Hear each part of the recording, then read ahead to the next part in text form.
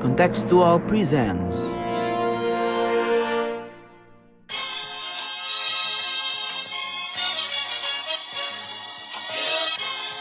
Sondern wir schaffen uns unseren Staat! Mr. Gorbachev, open this gate. Together, we will make America great again. Sudah cukup bagi kita untuk mengatakan bahwa winter is coming. Selamat datang kembali di podcast Bebas Aktif. Apa kabar teman-teman pendengar? Apa kabar Mas Sofwan? Baik, sedang Baik. bersemangat. Karena di tengah banyak kabar jelek, ada kabar baik dari Olimpiade ya. Iya. Semoga kita makin sehat semuanya. Mudah-mudahan teman-teman dari Olimpiade membawa kabar baik untuk kita. Terlalu ikhlas, apa kabar kelas? Alhamdulillah baik, kenyang dan sehat. Alhamdulillah. Oke. Baru makan tadi.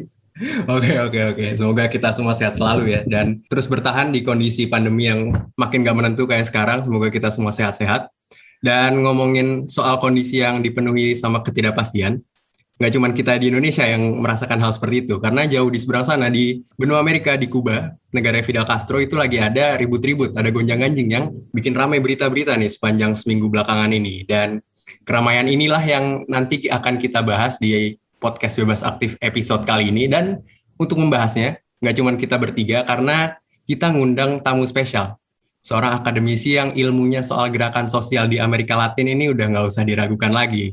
Kita sambut ada Mas Nur Iman Subono. Mas Boni, apa kabar Mas Boni? Baik, Raffi. Selamat malam.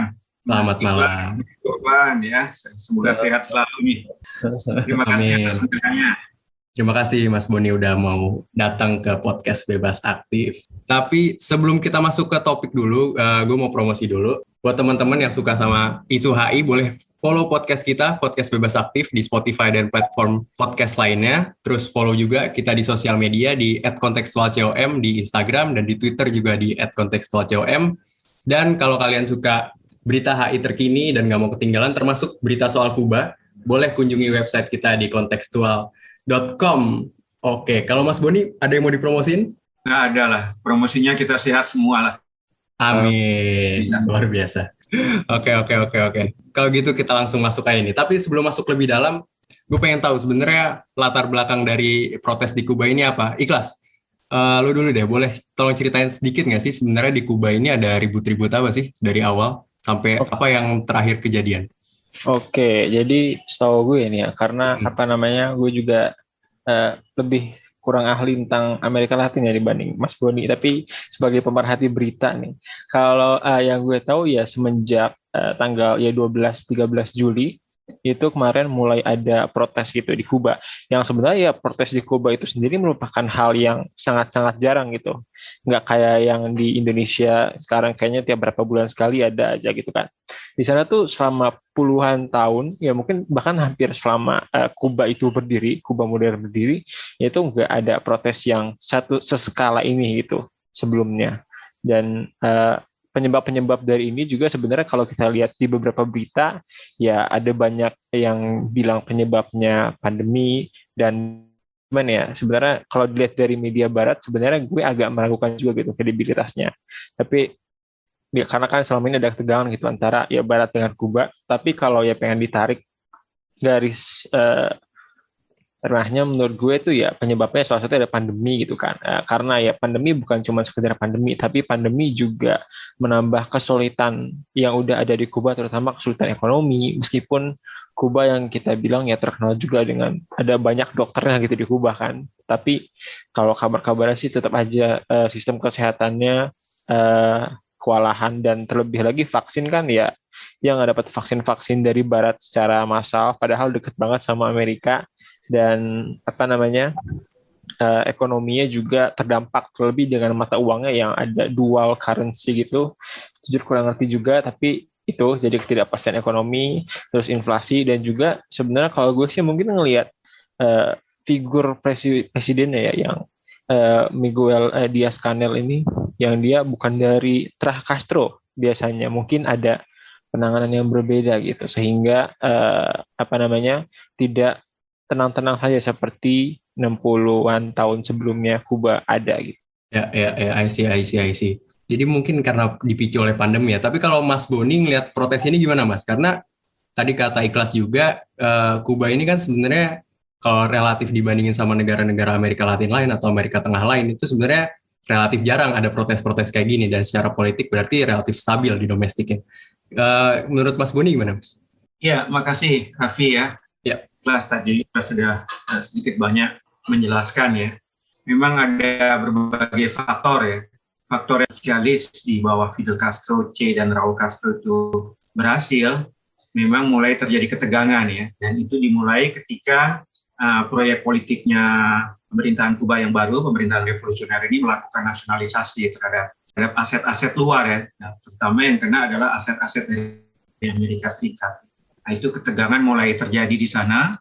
Dan kedua juga mereka melakukan sebagai balasannya, Amerika kemudian melakukan politik embargo.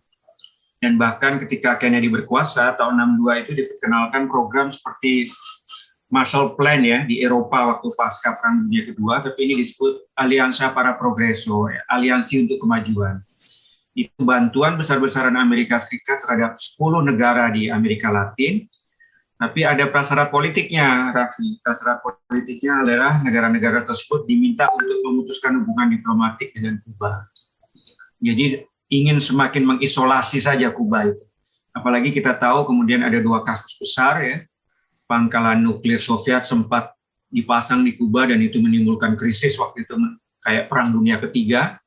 Dan yang kedua juga upaya pasukan yang dilatih oleh CIA untuk menyerang Kuba ternyata kalah di Teluk Babi, dan itu pukulan buat Amerika.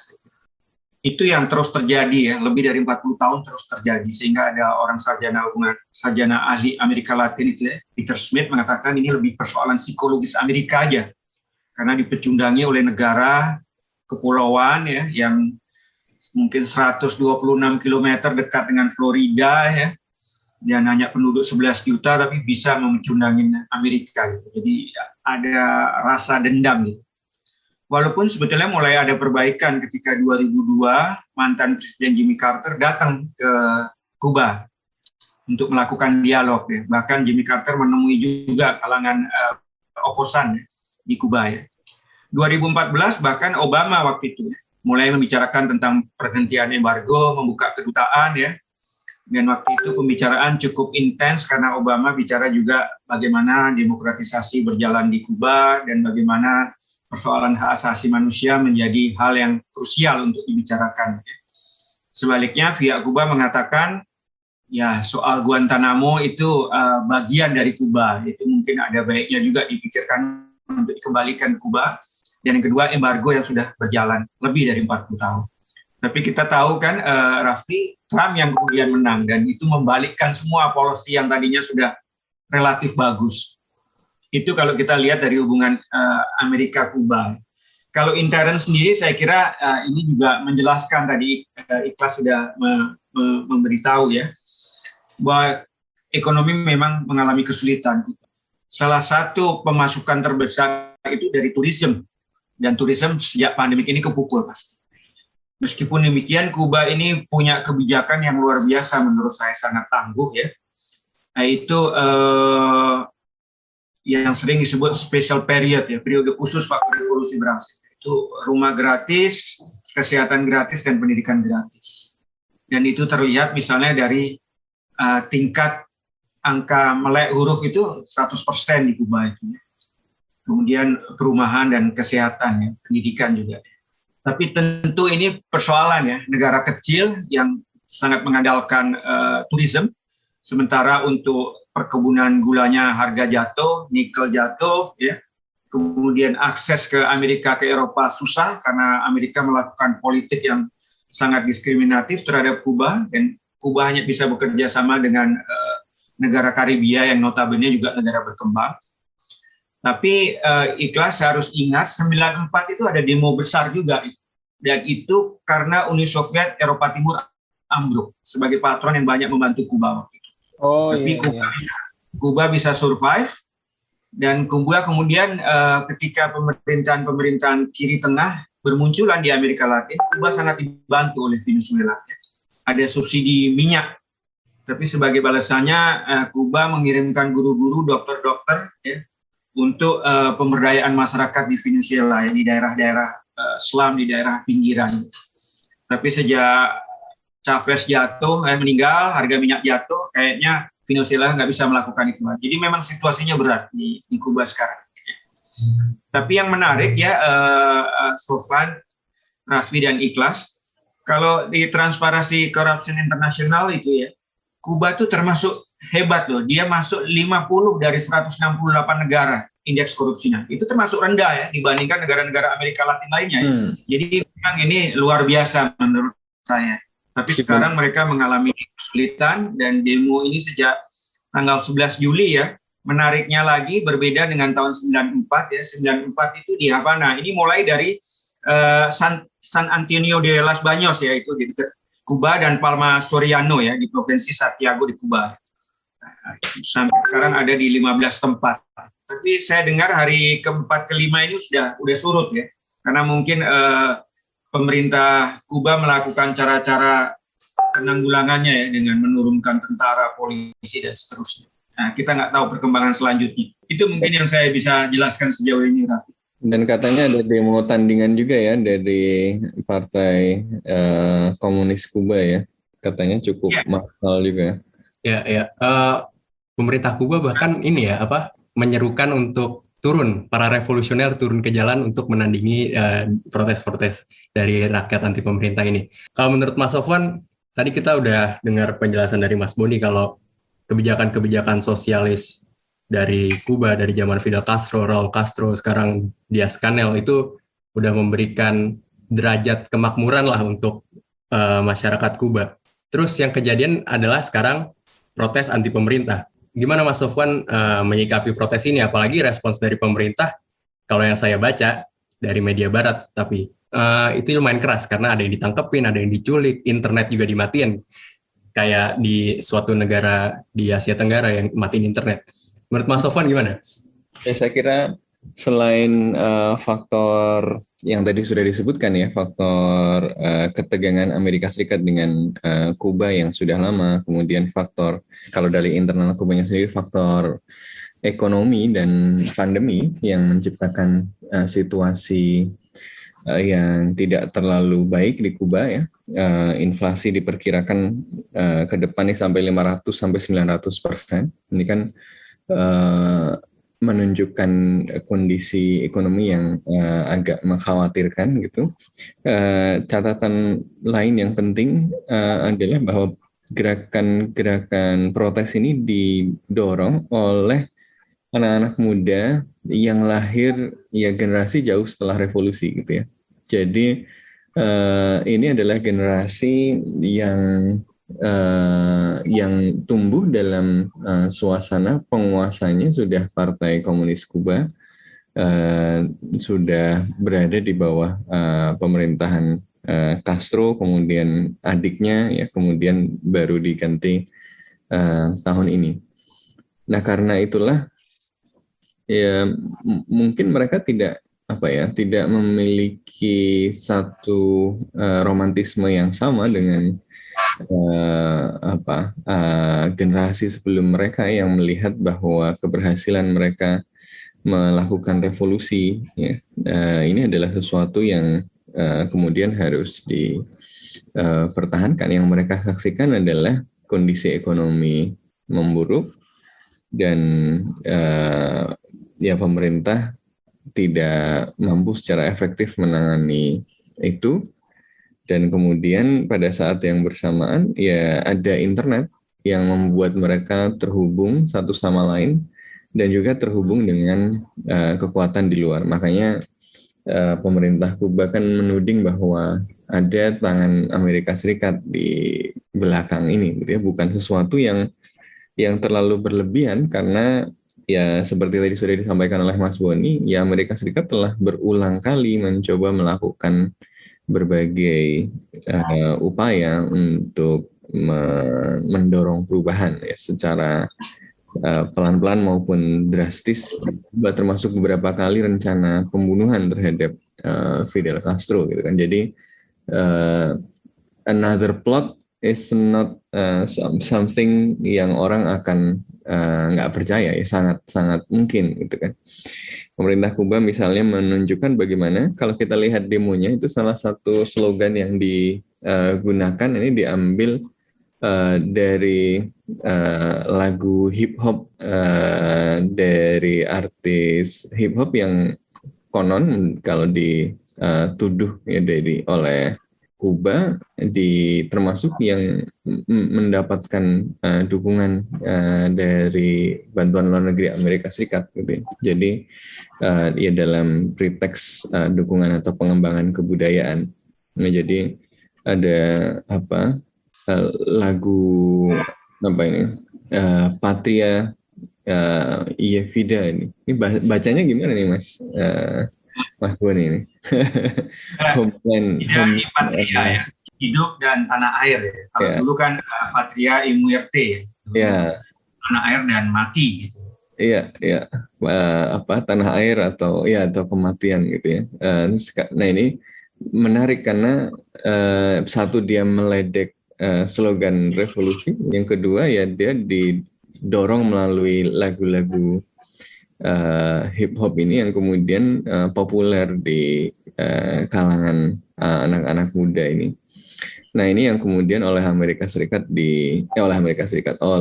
pemerintah Kuba dianggap sebagai ini menunjukkan bahwa sebenarnya ada tangan-tangan Amerika Serikat di sini ya. Ada San Isidro movement gitu ya, yang kemudian menjadi kolektif bagi artis-artis ini untuk mendorong pesan-pesan protes kepada pemerintah Kuba dan seterusnya.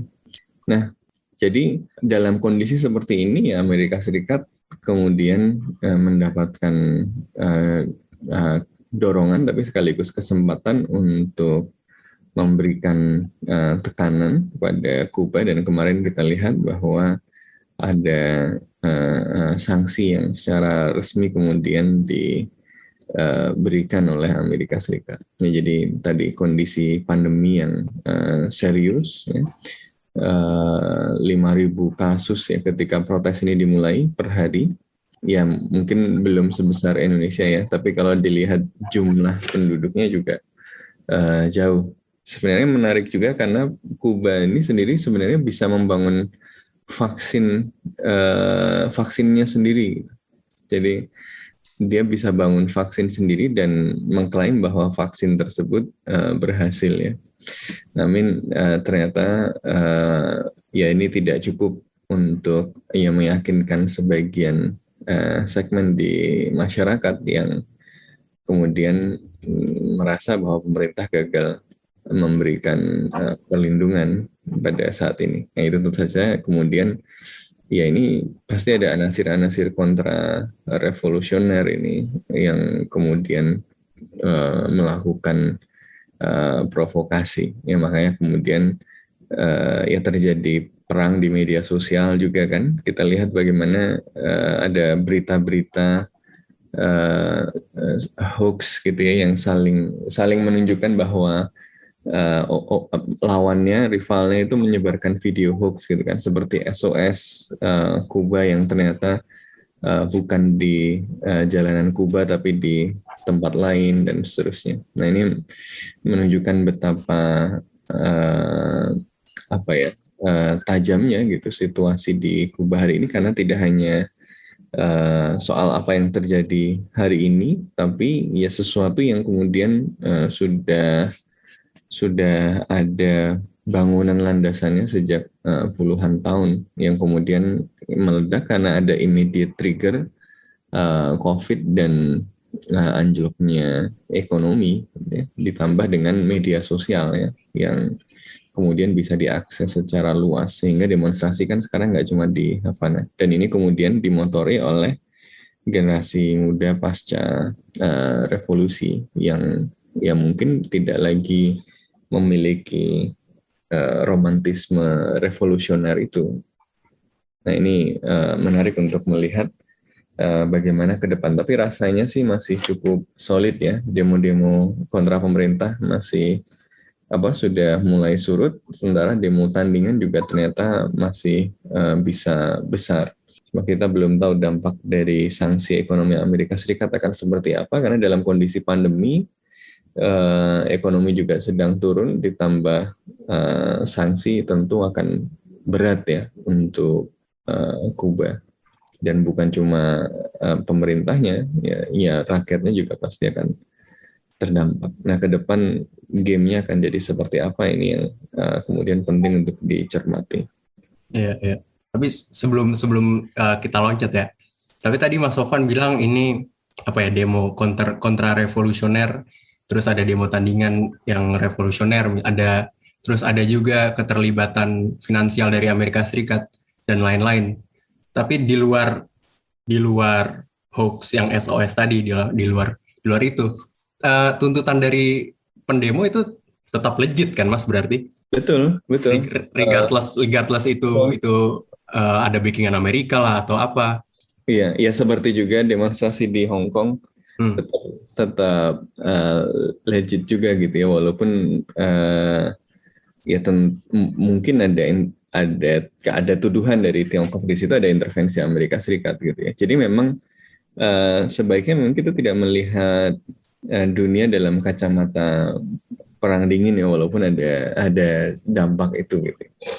Penting untuk mengakui bahwa meskipun ada banyak pencapaian dari pemerintah Kuba, yang itu juga harus diakui, ada hal-hal yang memang kemudian juga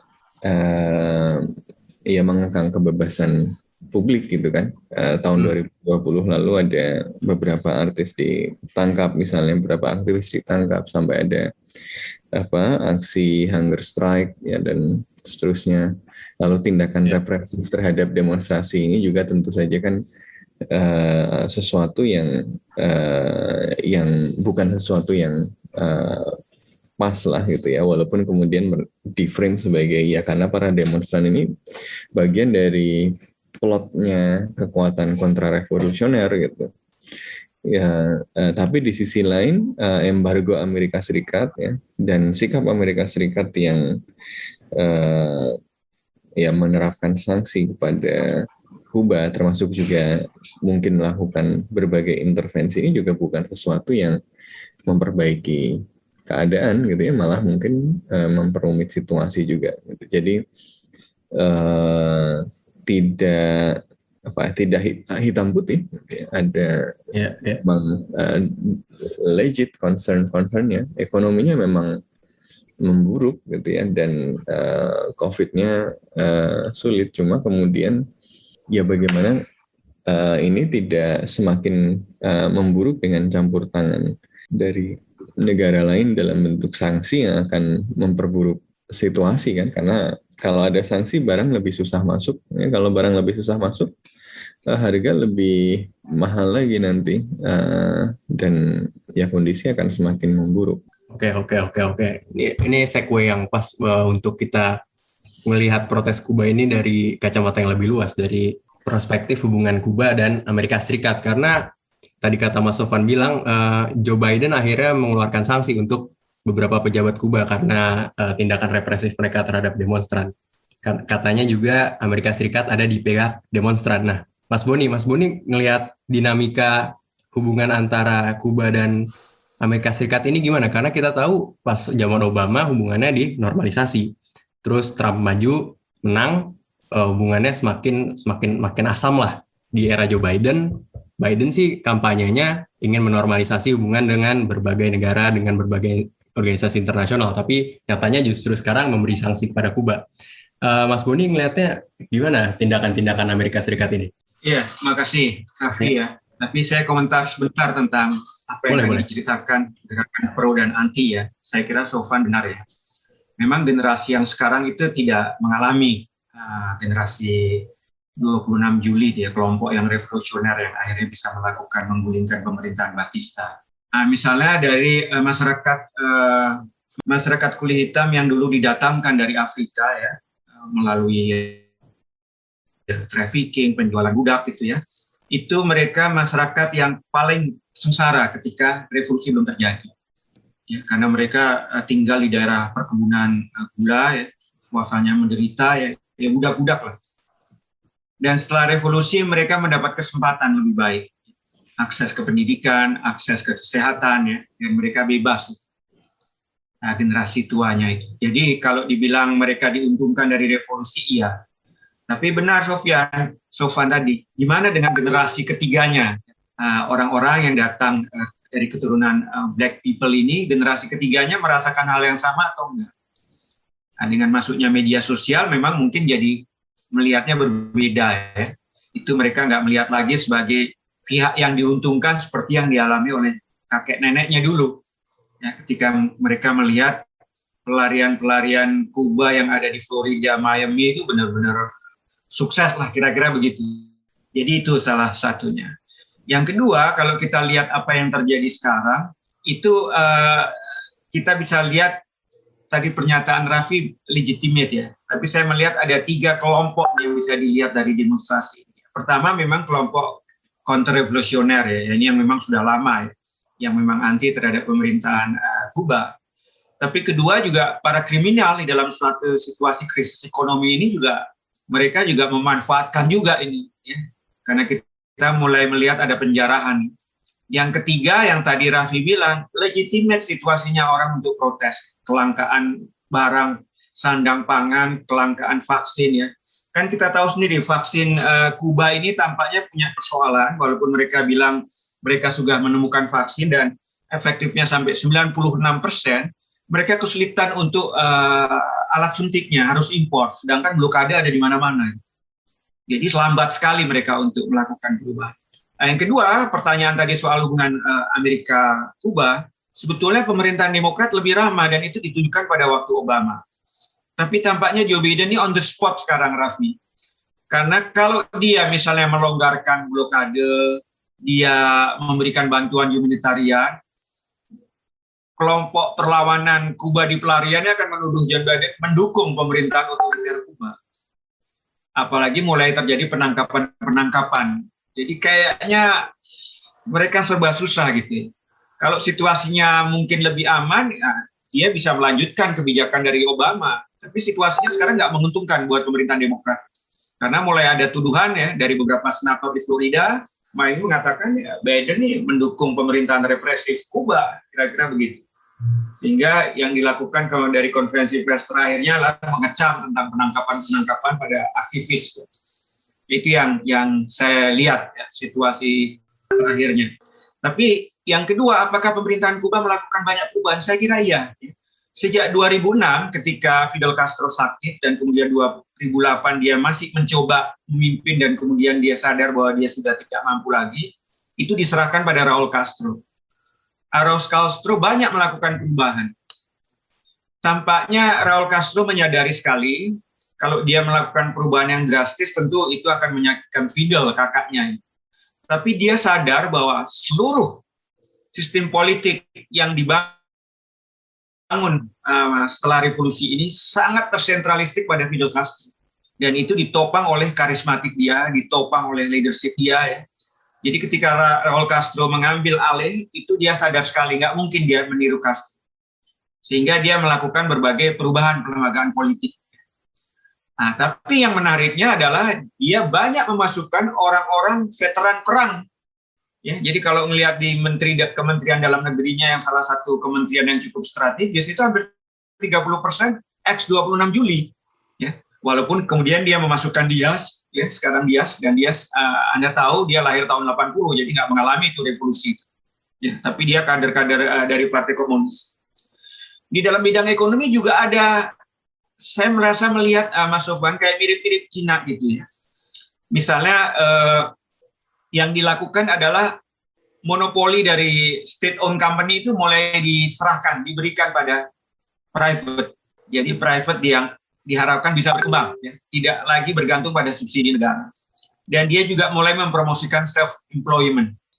Tapi banyak analis mengatakan proyek ini tidak terlalu berhasil karena tampaknya selalu ada kekhawatiran kalau keran itu terlalu dibuka, mereka nggak bisa kontrol. Gitu. Misalnya dalam mata uang yang berlaku di Kuba itu ada 3 tuh, Mas Raffi, Mas Ikhlas, ya. Pertama, peso lokal itu buat masyarakat Kuba, tapi ada peso untuk kalangan turis. Jadi kalau Mas Sofan main ke Kuba, ke money changer itu tukar uang dolarnya pasti peso yang untuk turis ini. Kemudian yang ketiga, dolar yang berlaku. Jadi banyak pegawai negeri itu lebih pengen jadi waiters di hotel karena tipsnya biasanya dalam dolar ya. Atau supir taksi biasanya dibayar dalam dolar. Kok dia pegawai negeri ya gajinya udah ditentukan oleh negara. Nah, misalnya referendum yang terakhir itu mengatakan bahwa orang tidak boleh menjabat sebagai pejabat publik di Partai Komunis atau di Council of State atau Council of Minister itu nggak boleh lebih dari 2 kali. Itu ada upaya untuk melebarkan reformasi. Tapi tampaknya masih belum bisa juga karena kontrol dari kekuasaan ini masih cukup besar. Sementara orang-orang yang ada di pelarian, ya, misalnya penyanyi terkenal Mas Sofan tahu pasti Gloria Estefan itu, bapaknya dulu adalah salah satu yang dibiayai CIA untuk invasi ke Amerika, ke Kuba dalam peristiwa Teluk Babi. Mereka cukup memberi dukungan. Ketika Trump naik itu mulai dibatasi karena dulu mereka banyak saudara-saudaranya yang mengirimkan dolar ya, remittance ke Kuba ya. Itu dibatasi sekarang. Bahkan saya kontak kawan saya yang lagi kuliah di Kuba, dia bilang agak susah kalau kita lewat Amerika, pasti akan ditanya-tanya kalau Anda mau ke Kuba atau apa.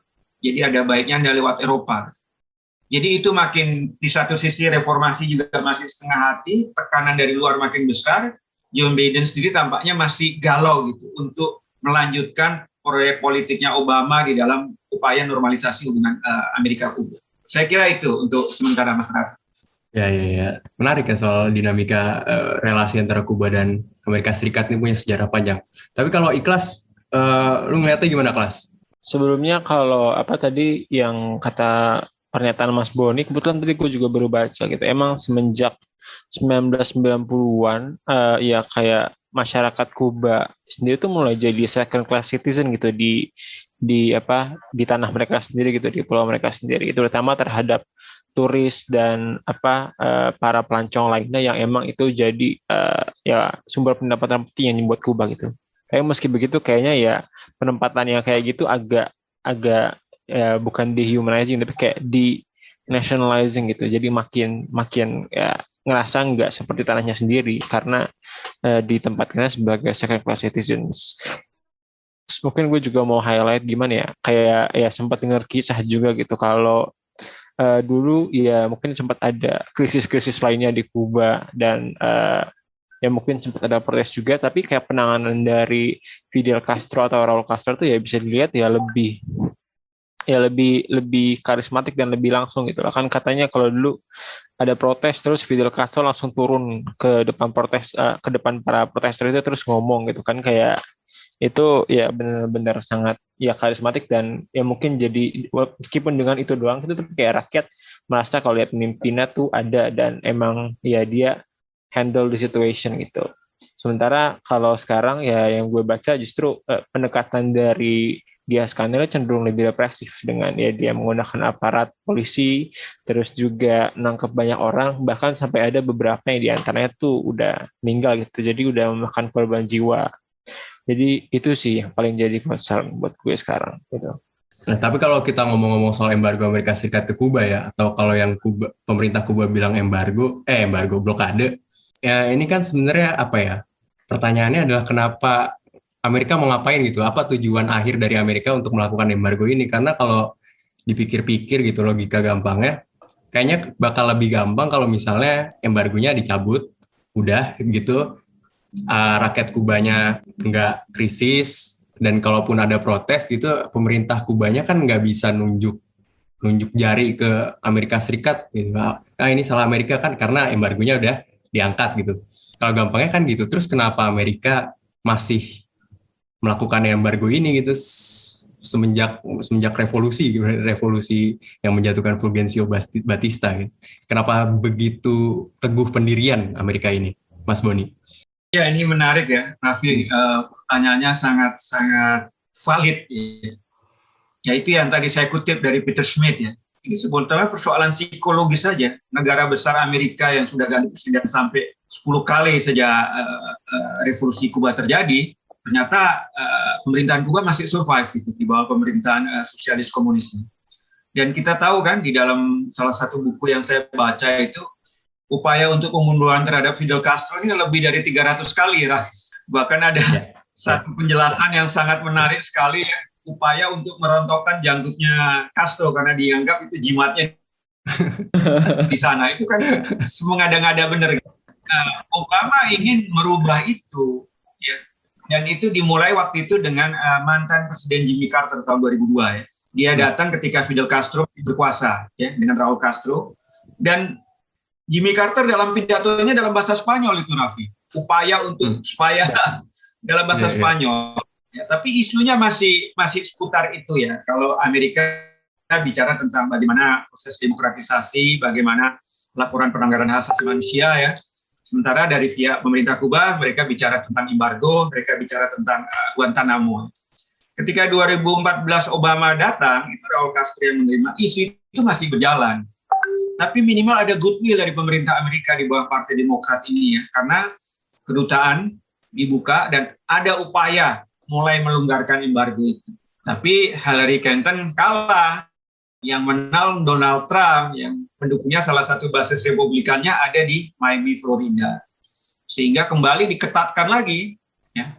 Nah, dalam suasana pandemik ini ya tentu makin berat, ya, ketika sektor yang memberikan banyak pemasukan turisme itu terpukul. Sementara sektor agriculture-nya itu banyak penelitian mengatakan gagal, ya. Upaya untuk swasembada itu tidak terlalu berhasil yang dilakukan oleh Raul Castro. Nah, pertanyaan Raffi tadi, gimana kalau embargonya untuk mengatakan ini gara-gara di embargo? Nah, sebetulnya ada pada Biden, ya, untuk melanjutkan kebijakan Obama, tapi situasinya tampaknya nggak menguntungkan dia, karena mulai ada tuduhan dia dianggap mendukung pemerintahan Kuba. Jadi instead of membereskan soal embargo, dia bicara soal penangkapan itu yang dilakukan oleh aparat militer Kuba. Jadi itu kayak buah si malakama nih, mana yang mau dimulai dulu, kira-kira begitu. Terus kalau gue ya, Mas Boni, kalau saya ngeliatnya tuh sebenarnya kemarin juga ya agak gitu kan, karena ngikutin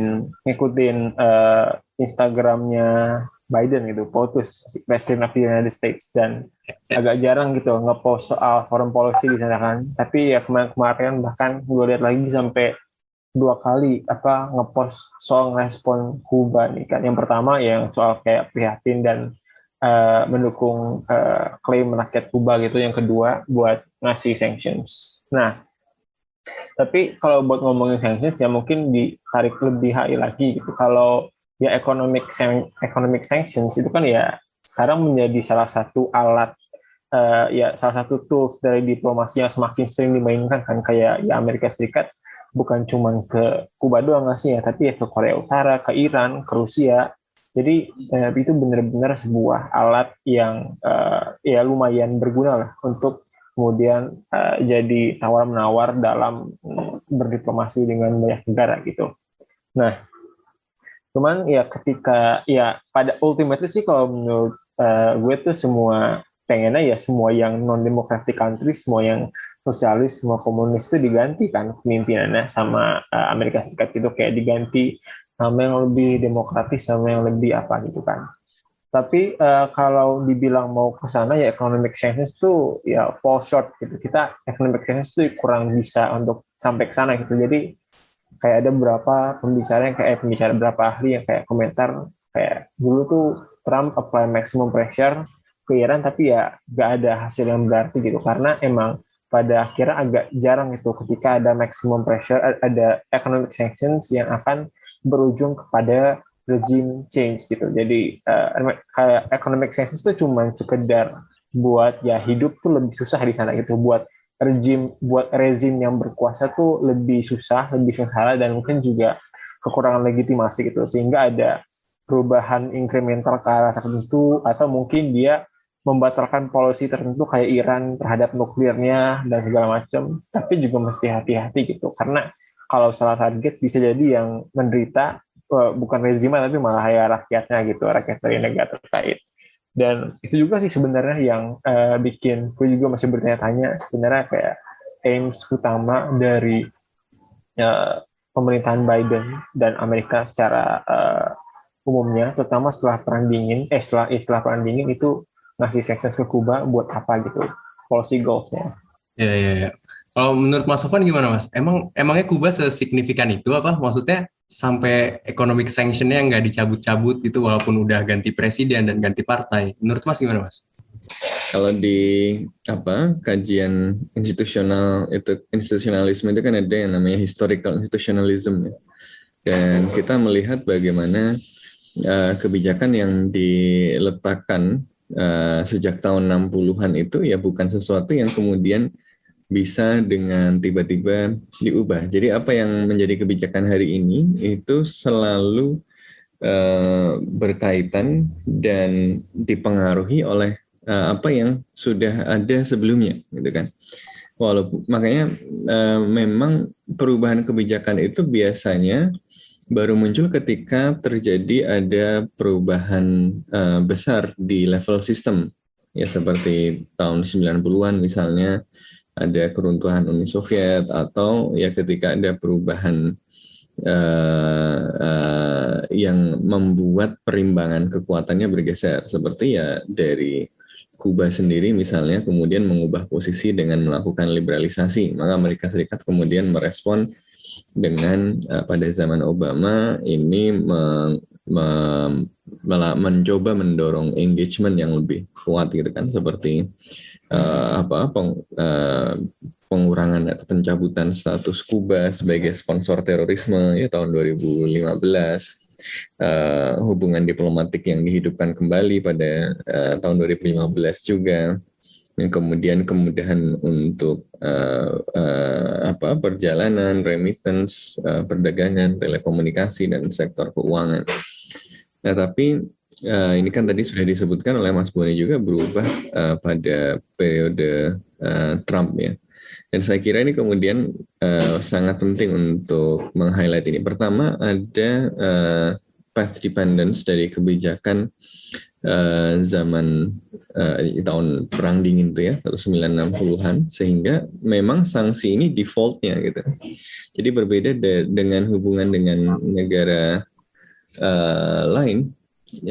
Ya memang default hubungan antara Amerika Serikat dengan Kuba ini kan memang diwarnai dengan sanksi dan embargo. Bahkan hubungan yang mulai dibuka pelan-pelan pun ya baru saja mulai tahun 2015 ya kan. Jadi ini ya tarikan sejarah ya dari kebijakan yang sudah lama itu. Kedua, seperti juga dalam kasus Trump ditunjukkan, saya kira faktor domestik penting. Seperti juga Trump menggunakan Kuba dan yang lain-lain gitu ya, termasuk Iran gitu, untuk show domestik, untuk konsolidasi politik domestik dengan menunjukkan bahwa saya ini pemimpin yang kuat ya, yang mengutamakan Amerika, yang menunjukkan bahwa Amerika tidak tunduk pada kekuatan lain ya. Ya maka dia kemudian melakukan kebijakan yang keras. Biden naik dengan janji mendorong komitmen Amerika Serikat pada demokrasi. Ya, sebenarnya kritik internal ke dalam juga untuk Trump yang dianggap menunjukkan tendensi non-demokratis. Gitu. Tapi konsekuensi keluarnya adalah ya dia kemudian membangun semacam aliansi demokrasi kan di level internasional dalam menghadapi Tiongkok dan seterusnya. Nah ini kemudian narasi yang ditujukan untuk komunitas domestik ini kemudian menjadi sesuatu yang mengunci Biden juga dalam hal ini. Loh, itu ada demonstran meminta demokratisasi di Kuba kok nggak didukung gitu. Mana komitmennya pada demokrasi? Nanti kan ditembak seperti itu ya. Lagi pula posisi di politik domestik Amerika Serikat juga sedang tidak dalam keadaan yang lancar karena Republik juga masih sangat kuat. Jadi ada faktor domestik dan ada faktor historis tadi yang kemudian membuat Biden kemudian mengambil posisi yang demikian. Nah, apakah sanksi itu efektif? Nah ini pertanyaan yang saya kira memang harus dijawab satu demi satu gitu ya. Karena kalau kita pelajari beragam sanksi, ada sanksi ekonomi yang berhasil, ada sanksi ekonomi yang gagal. Ke Irak itu adalah contoh kegagalan di mana sanksi itu lebih menyakiti masyarakat daripada pemerintah yang ditarget oleh sanksi itu. Tapi juga ada ya beberapa kasus ya di mana ada beberapa kejadian di mana sanksi itu berhasil mencapai tujuan politik. Nah, harus diingat bahwa sanksi ini bukan bertujuan sekedar untuk menyakiti. Tujuan dari sanksi itu apa sih? Sanksi itu kan adalah sebuah instrumen statecraft. Statecraft itu bisa jadi tujuan politik, tapi dengan instrumen ekonomi. Nah, sanksi ini instrumen ekonomi untuk mencapai tujuan politik tertentu. Tujuan politiknya apa? Nah, ini yang kemudian harus didefinisikan untuk menilai apakah sanksinya sukses atau tidak. Nah, kalau dalam kasus ini sebenarnya sanksi yang diberikan ini lebih agak spesifik gitu ya, berkaitan dengan sikap pemerintah dalam menghadapi demonstrasi dan gerakan yang mendorong perubahan politik di Kuba ya, terutama San Isidro movement ini. Nah, apakah Amerika Serikat mengkalkulasi misalnya berhasil itu kalau ya udah kalau demonstrasi dibiarkan, atau Amerika Serikat mengukur kalau berhasil itu ya terjadi perubahan politik. Nah, ini yang ya kemudian harus jelas dulu gitu ya. Kalau targetnya cuma memberikan pesan untuk menghentikan kekerasan pada demonstran, nah demonya aja udah surut gitu kan, ya berarti ya nggak ada represi lagi juga, atau mungkin ada tujuan spesifik kayak pembebasan beberapa tahanan politik gitu kan, yang kalau menurut laporan Amerika Serikat ada 150 tahanan politik sekarang di penjara Kuba. Apakah misalnya yang diminta adalah pembebasan tahanan politik itu atau bagaimana? Nah, ini yang harus clear. Jadi salah satu kunci keberhasilan sanksi adalah pertama, sanksi itu harus memiliki tujuan dan pesan yang jelas. Nah, ini apakah tujuan dan pesannya jelas atau justru kemudian ditafsirkan, wah ini Amerika Serikat mau mengganggu kita, berarti demonstrasinya ini memang beneran didalangi Amerika Serikat, malah ditekan lebih keras, malah nggak sesuai. Jadi pesan yang disampaikan melalui sanksi itu harus jelas. Kedua, si pemberi sanksi harus kredibel, ya dia harus memiliki kapasitas untuk menjalankan sanksi yang kemudian berdampak kepada target sanksi itu. Nah, ini kalau ini Amerika Serikat mungkin punya, tapi harus kita ingat embargo dan sanksi ini sudah diberikan sejak lama. Sejak 2017 juga sudah ada beberapa ya sanksi ya, mulai dari restriksi untuk transaksi militer, upaya untuk menghentikan ekspor minyak dari Venezuela, kemudian ya pembatasan perjalanan dan seterusnya, termasuk restriksi untuk Raul Castro dan keluarganya gitu kan. Jadi sebenarnya ya Kuba sudah biasa menghadapi ini. Jadi apakah efektif atau tidak ya itu kemudian menjadi pertanyaan kan, karena kredibilitas sanksi ini apa yang membuatnya kemudian bisa lebih efektif daripada yang sebelum-sebelumnya. Jadi pesannya jelas atau tidak. Kedua, kredibilitas dan kapasitas dari si pemberi sanksi. Nah, masalahnya dua syarat ini memang agak repot gitu kan sekarang. Karena pesan Amerika Serikat apa nggak terlalu jelas gitu sekarang, ya kan? Yang kedua, ya pesannya tadi nggak terlalu jelas dan tujuannya juga nggak terlalu jelas kan. Sebenarnya apa yang dikehendaki itu apa? Ganti rezim atau pembebasan tahanan politik atau apa? Ya karena nggak jelas ukurannya, kita juga nggak bisa tahu gitu ya. Sebenarnya ini sanksi berhasil atau tidak, dan justru kemudian malah membuat si objek sanksi ini yaitu Kuba merasa kalau ancamannya nggak jelas ini, ya mereka akan menggunakan instingnya untuk survive kan. Berarti yang diinginkan misalnya regime change ya harus dilawan malah gitu kan. Kemudian yang kedua ya kredibilitas tadi. Dan kita lihat sanksi untuk Kuba nggak terlalu berhasil tuh dari tahun 60-an. Ya rasanya ini another ini saja gitu ya, another round saja. Dan barangkali memang audiensnya lebih ditujukan untuk audiens domestik daripada mempengaruhi apa yang terjadi di Kuba. Kalau melihat dari dua indikator itu rasanya begitu, Raffi. Oke. Menarik ya kalau tentang pernyataan Mas Sofwan tadi, posisi default dari hubungan Kuba dan Amerika justru keberadaan sanksi itu sendiri, dan ini juga bergantung sama kejelasan intensi dari Amerika Serikat untuk memberikan sanksi itu sendiri. Tapi kalau menurut Mas Boni, kalau dengan pernyataan tersebut berarti masa depan hubungan antara Amerika Serikat dan Kuba ini sebenarnya sangat bleak gitu, sangat gelap. Menurut Mas Boni gimana masa depan hubungan antara Kuba dan Amerika Serikat ini? Ya, makasih Raffi. Ini penjelasan Mas Sofwan itu sebetulnya udah cukup clear ya. Jadi ini saya agak sedikit menarik sejarah ke belakang ya. Pada waktu Amerika Serikat berhasil katakan menyingkirkan pengaruh-pengaruh dari kekuatan Inggris, Spanyol, Portugal ya. Kalau untuk Kuba itu kekuasaan Spanyol ya. Keluar dari wilayah Amerika Latin, Amerika sebetulnya tidak langsung menjadi polisi baru gitu. Sehingga wilayah Amerika Latin itu sering disebut backyard dari Amerika, halaman belakang, dan itu melewati Meksiko. Dan kalau kemudian ada pendirian organisasi OAS kan, organisasi negara-negara Amerikas ya. Jadi Amerika Serikat dan Amerika Latin. Salah satu klausul dari undang-undang yang berlaku dari organisasi itu adalah kalau salah satu negara Amerika Latin itu diintervensi oleh pihak luar, itu akan melibatkan semuanya untuk mempertahankan.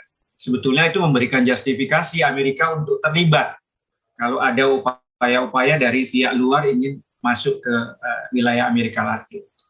Tapi dalam perkembangannya kita lihat ya, Amerika yang kemudian menjadi polisi dari Amerika Latin. Memang sempat surut pasca Perang Dingin, karena dianggap negara-negara komunis sudah berakhir ya, berjatuh. Dan Amerika kemudian lebih sibuk dengan Arab Spring.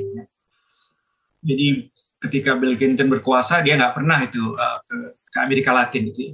Tapi kan kemudian situasinya berubah kembali ketika pemerintahan-pemerintahan di Amerika Latin yang terpilih itu tidak ramah dengan Amerika. Di sana ada Hugo Chavez mulainya ya di Venezuela, ada Evo Morales di Bolivia, ada Rafael Correa di Ekuador, ada Michelle Bachelet di Chili ya, sebelumnya Ricardo Lagos, ada orang seperti Lula di Brazil waktu itu, kemudian ada di Uruguay itu saya lupa namanya, kemudian negara-negara yang hampir semua kiri atau kiri tengah gitu. Dan kemudian khususnya 3 negara yang sangat anti Amerika itu Ekuador, Bolivia dan Venezuela itu merapat ke Kuba waktu itu terang-terangan gitu. Mereka membentuk aliansi ya, yang disebut Bolivianos itu, ALBA ya, aliansi dari negara-negara itu. Walaupun kemudian tidak berlanjut ya ketika Evo Morales berakhir, Hugo Chavez meninggal, Venezuela mendapat masalah.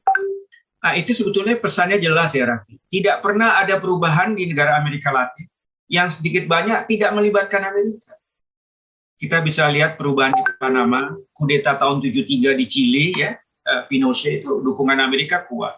76 di Argentina ya, Jenderal Fedila itu juga Amerika terlibat. 64 di Brasil juga. Jadi ada joke ya, kata-kata yang sangat joke itu. Kenapa di Amerika Serikat tidak ada kudeta? Karena di Amerika Serikat nggak ada kedutaan Amerika Serikat. Sementara di Amerika Latin itu banyak kedutaan Amerika. Perubahan itu selalu terlibat itu. Dan ini yang menyebabkan Amerika mungkin dalam tanda kutip kelompok-kelompok yang berpikir seperti itu melihat Kuba ini nggak bisa ditaklukkan atau belum bisa ditaklukkan. Jadi momentumnya itu sekarang. Saya ingat sekali waktu Daniel Ortega berkuasa di Nicaragua dan dia waktu itu menghadapi anti-Sandinista yang didukung Amerika posnya di Honduras, dia mau mengadakan pemilu. Waktu itu Fidel Castro sudah mengatakan, kalau Anda melakukan pemilu model yang seperti berkembang di Amerika, Anda pasti kalah. Waktu itu Daniel Ortega sangat optimis sekali mendapat dukungan ya dari masyarakat. Benar, keterlibatan Amerika kuat sekali sehingga Chamorro yang menang. Waktu Morales mau naik di Bolivia, itu duta besar Amerika ikut kampanye mengatakan jangan pilih Morales karena dia kartel narkoba. Gitu. Jadi keterlibatan Amerika begitu besar sekali. Tidak demikian dengan Kuba sampai sekarang masih bertahan. Gitu. Masyarakat itu selalu, terutama generasi tuanya, sadar sekali pada waktu Batista berkuasa yang sangat didukung oleh Amerika. Pada waktu Batista jatuh, sebetulnya Amerika akan melihat Fidel Castro dan kawan-kawannya, ini paling nanti kita bisa jadikan boneka lagi. Ya. Dan ingat, Castro pada awalnya bukan seorang sosialis. Dia aktivis dari Partai Ortodoks. Itu partai liberal. Dia mahasiswa hukum di Havana University di Kuba. Dia percaya sekali dengan hukum. Sampai kemudian dia ketemu Che di Meksiko dan mulai ada orang yang mengatakan Raul lebih Marxis. Nah, tapi negara kecil yang digencet semikian rupa ya nggak ada pilihan lain. Akhirnya menengok ke negara Blok Timur saat itu. Jadi itu masalahnya, Mas Sofan. Saya sangat memberikan ini pada Kuba. Ya perubahan biar aja mereka yang menentukan. Ya. Tapi tampaknya kekuatan di Amerika sebagian masih nggak ikhlas gitu kalau mereka bisa melakukan reformasi, perubahan secara baik ya. Mereka ingin lihat pemerintahan ini jatuh dulu gitu. Iya. Terjadi perubahan.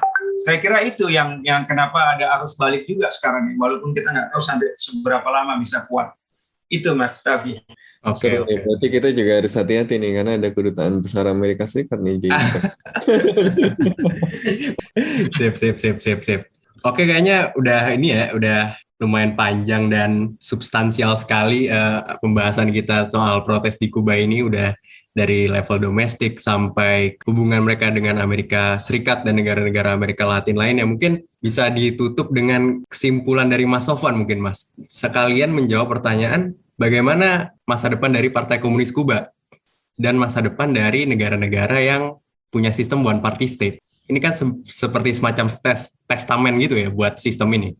Misalnya kalau saya melihat Cina, Vietnam ya, itu masih partai komunis ya. Tapi ekonominya kan sudah memperlihatkan mekanisme pasar, memberikan peran pada swasta. Ya. Cina benar-benar dia melihat pengalaman Soviet yang ambruk karena coba reformasi di kedua bidang itu.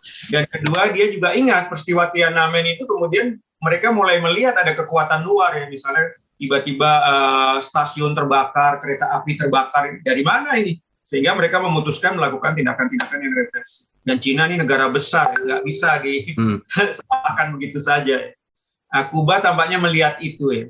Kuba ini negara miskin, bukan negara hebat. Tapi kalau kita lihat beberapa indeksnya itu cukup diakui oleh WHO, ya, cukup diakui oleh UNDP. Misalnya tingkat melek huruf, tingkat kesempatan hidup itu tinggi mereka. Tapi memang kalau dalam kebebasan politik dan seterusnya memang rejim ini masih memimpin dengan cara-cara yang tidak demokratis. Apalagi tadi Raffi bilang ya, single party komunis. Tapi kasih kesempatan mereka berubah lah. Janganlah intervensi dari luar dan seterusnya. Kita harusnya memberikan bantuan humanitarian ya. Demi karena ambisi untuk menjatuhkan rejim ini, masyarakat yang menderita kan saya kira nggak fair, benar itu. Sepakat. Ada tambahan mungkin dari Mas Sofwan? Sekaligus menutup sampaikan Mas Boni tadi ya. Dan kalau kita lihat sebenarnya kan memang sebenarnya sudah ke arah sana ya. Sudah ada upaya untuk melakukan beberapa perubahan di Kuba sendiri gitu, terutama di ekonomi kan, mulai ada pergeseran menuju mix ekonomi ya dengan sektor privat yang lebih kuat ya, meskipun pendekatannya kan ya pengalaman perang dingin yang lama ya, transisinya agak pelan gitu ya, gradual, pelan-pelan yang kemudian ya memang belum menunjukkan hasil yang baik gitu ya. Dan tapi seperti saya ingin meng-highlight yang disampaikan oleh Mas Boni tadi, ya apapun yang terjadi di sana biar mereka yang tentukan, gitu. Karena mereka yang tahu kondisi masyarakatnya, mereka yang tahu kebutuhannya. Ya yang bisa kita lakukan di luar adalah mendorong dan mendukung perubahan-perubahan itu ya melalui proses yang legitimate gitu ya. Dan kalau tadi kemudian disampaikan apakah ini akan menjadi tes bagi model one party system atau model komunis gitu ya. Ya saya kira justru sekarang ini kita ini kan nggak hidup di periode 90-an di mana Fukuyama mengatakan bahwa liberal demokrasi adalah telos ya, ujung dari perjalanan manusia mencari sistem politik ekonomi yang paling baik ya. Sekarang justru malah yang sedang diuji barangkali malah liberal demokrasi. Ujian lebih besar malah di liberal demokrasi loh. Kita lihat bagaimana Amerika Serikat menghadapi ujian ini dengan munculnya Trump ya. Eropa menghadapi ini dengan kemunculan sayap kanan di mana-mana karena kecewa pada kegagalan globalisasi gitu ya, liberalisasi yang kemudian ternyata tidak hanya merugikan yang di negara berkembang, ternyata kelas pekerja mereka juga terdampak karena pekerjaan-pekerjaan mereka kemudian dipindah ke negara-negara berkembang dan seterusnya gitu kan. Jadi yang sebenarnya diuji malah bukan cuma sistemnya Kuba gitu. Sebenarnya semua sistem ekonomi politik sekarang sedang diuji gitu ya. Liberal demokrasi juga sedang diuji. Kapitalisme justru juga sedang menghadapi tantangan yang tidak mudah gitu kan. Jadi kalau ditanya apakah ini ujian untuk sistem sosialis misalnya yang diterapkan Kuba, iya, tapi nggak cuma itu. Yang diuji nggak cuma Kuba, yang diuji nggak cuma Cina, ya semuanya sedang diuji. Apalagi kita sedang di dalam momen historis yang dampaknya global kan, namanya pandemi. Dan pandemi ini menunjukkan bahwa sistem itu seringkali nggak terlalu relevan. Ada negara-negara sosialis yang ada negara-negara sosialis seperti Vietnam atau Tiongkok yang sukses, tapi ada negara-negara demokratis liberal seperti Selandia Baru yang juga sukses, tapi ada juga negara-negara yang punya sistem yang sama juga gagal. Jadi mungkin yang matter bukan sistemnya, tetapi kapasitas negara ya, kepemimpinan dan macam-macam. Jadi saya kira bukan zamannya untuk mencari jawaban yang pas gitu, mencari ujung dari perjalanan manusia mencari sistem ekonomi politik yang paling pas. Jadi yang diuji bukan sistem, karena sistem itu akan sangat sesuai dengan kondisi yang dihadapi oleh masing-masing gitu. Jadi saya kira di situ Raffi yang diuji nggak cuma Kuba ya. Semuanya sedang diuji, termasuk Amerika Serikat sendiri kan sekarang justru sedang khawatir bahwa liberal international order itu akan segera berakhir. Nah, ke depan seperti apa ya kita masih belum tahu. Ya kita sama-sama mencari. Oke. The answer remains to be seen. Oke.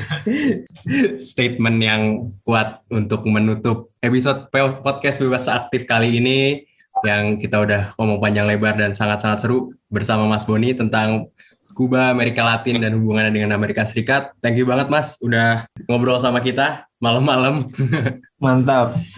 Oke. Buat teman-teman pendengar juga, thank you udah stay tune sama kita dari awal sampai akhir. Jangan lupa follow podcast ini, Podcast Bebas Aktif, dan sosmed kita di Instagram dan Twitter @kontekstualcom.